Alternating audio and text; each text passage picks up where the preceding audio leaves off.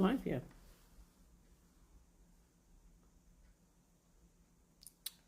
Come on, come on.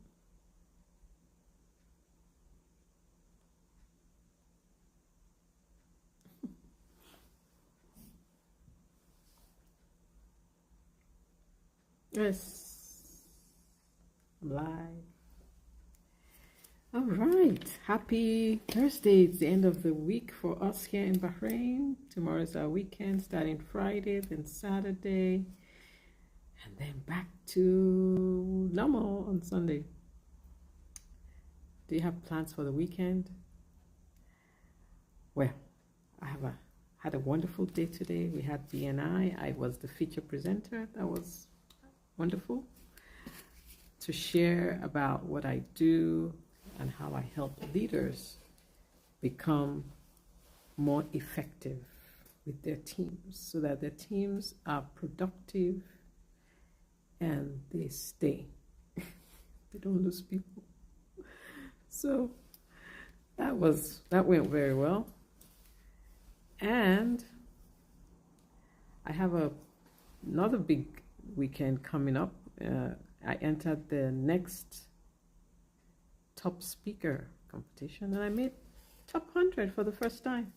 So pretty excited about that. Thank you, Lord.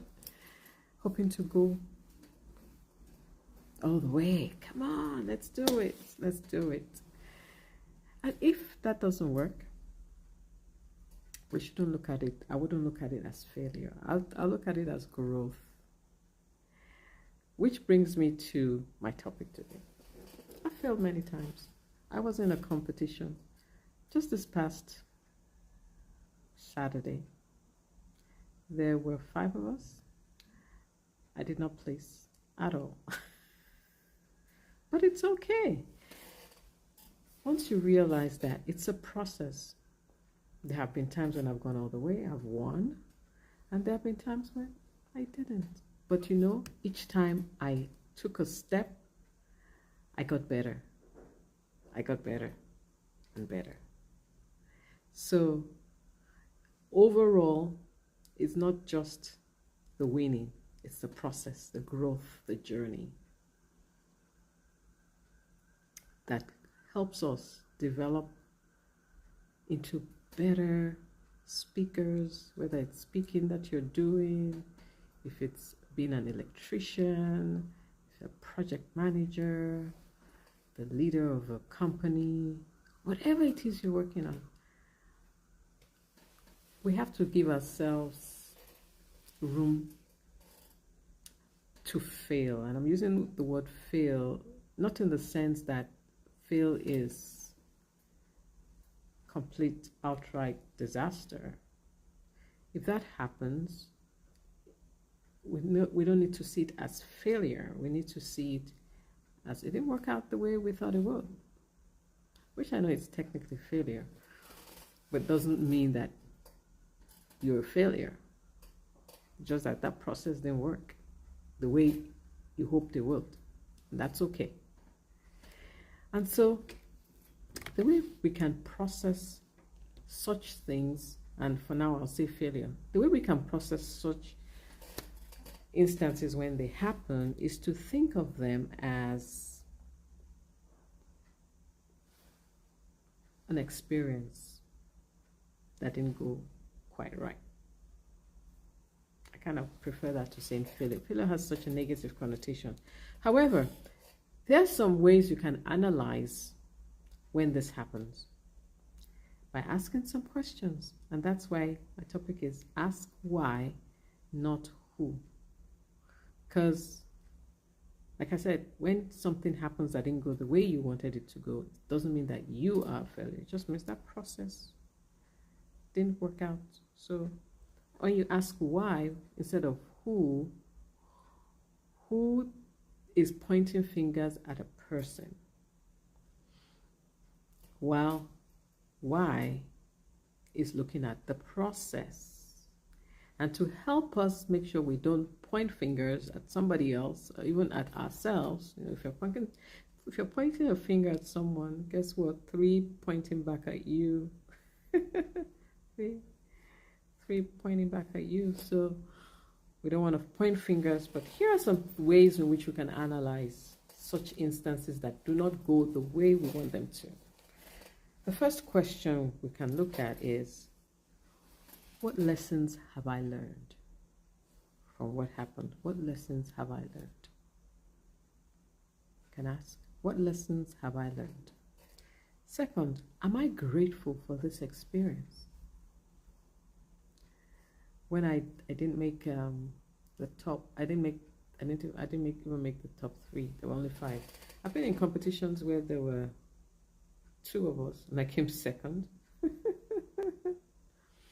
Okay. But am I grateful for this experience? The answer is yes. How can I turn the failure into success? By preparing better, by researching my stories, by practice. Hey, what do you want? It's my cat. He's hungry, so he wants me to feed him. So where did I stop? How can I turn the failure into success? Practically speaking, where do I go from here? There's always room to grow. Even this contest, gosh, it's hard to believe I'm entering contest, speaking contest. If you had asked me, if you had seen me when I was in high school, there is no way I would have, even 10 years ago, I would not have been, I was not competing. But as a professional speaker, it helps me grow. This helps me grow. I wasn't doing live a year and a half ago. Now I am. So, practically speaking, where do I go from here? I learn and I get better and I get mentored, I get coached, I do take some courses, I practice, I work on my writing skills. Okay, this is just specifically for speaking at this point. Who else has failed in this way before and how can that person help me? Oh, I just need, if we're talking about speaking, I can just talk to several of my coaches who have gone through similar situations where I can think of one who took him 10 years to become world champion of public speaking. But he didn't give up and eventually he got it. I have another coach who started on the route of wanting to become world champion of public speaking, but then he decided that wasn't for him and he took another route and he's doing great. So you can find out, I can talk to either one of them. Okay, this is where I am. Can you help me? Well, actually, they've already been helping me along the way. So how can my experience help others someday to keep from failing? That's where mentorship comes in, because a mentor has gone through those experiences already and they can show you from what they've experienced how not to make the same mistakes that they have made. So, or a faster way to get the successes that they have gotten. So mentorship definitely can help. How can my experience help others someday to keep from failing? Just the same way that you get a coach or you get a mentor, you can be a coach or a mentor to others so they can learn and you can show them the way. Did I fail because of another person, because of my situation, or because of myself? That's a good question. And once you find out, if it's you, don't take it personal. If it's somebody else, don't take it at them. Don't be mad at them.